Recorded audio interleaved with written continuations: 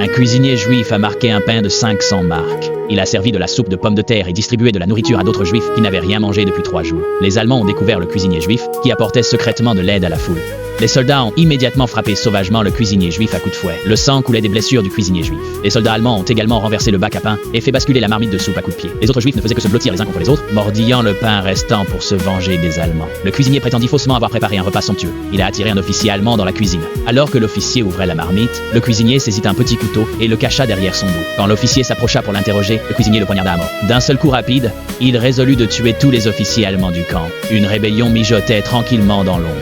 Un jeune juif faisait semblant de réparer la chaudière. Il a volé 2 fusils dans l'armurerie et les a cachés dans la cheminée. Le jeune homme a ensuite quitté calmement les lieux. Les juifs armés ont immédiatement lancé leur opération. Ils ont d'abord piégé un officier allemand, le convainquant d'essayer une paire de chaussures. Quand l'officier n'était plus sur ses gardes, les juifs ont levé leurs haches et l'ont attaqué. L'officier a vu l'attaque.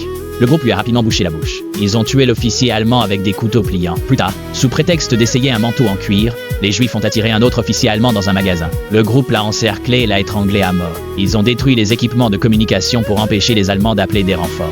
De retour dans son bureau, l'officier a trouvé des taches de sang éclaboussées sur la porte. En suivant la trace de sang, il a découvert les corps. C'est seulement alors que l'officier a compris que les Juifs se préparaient à s'échapper. Tentant d'appeler des renforts, il a découvert que les lignes de communication étaient coupées. Les Juifs durent se disperser et fuir. Les troupes allemandes ouvrirent le feu avec furie sur les Juifs en fuite. Les balles pleuvaient sur eux comme de la grêle. En bravant cette grêle de balles, les Juifs percèrent les barbelés pour ne trouver que 100 000 mines terrestres autour du périmètre du camp. Les mitrailleuses derrière elles continuaient leur tir implacable. Plusieurs périrent lors de leur fuite.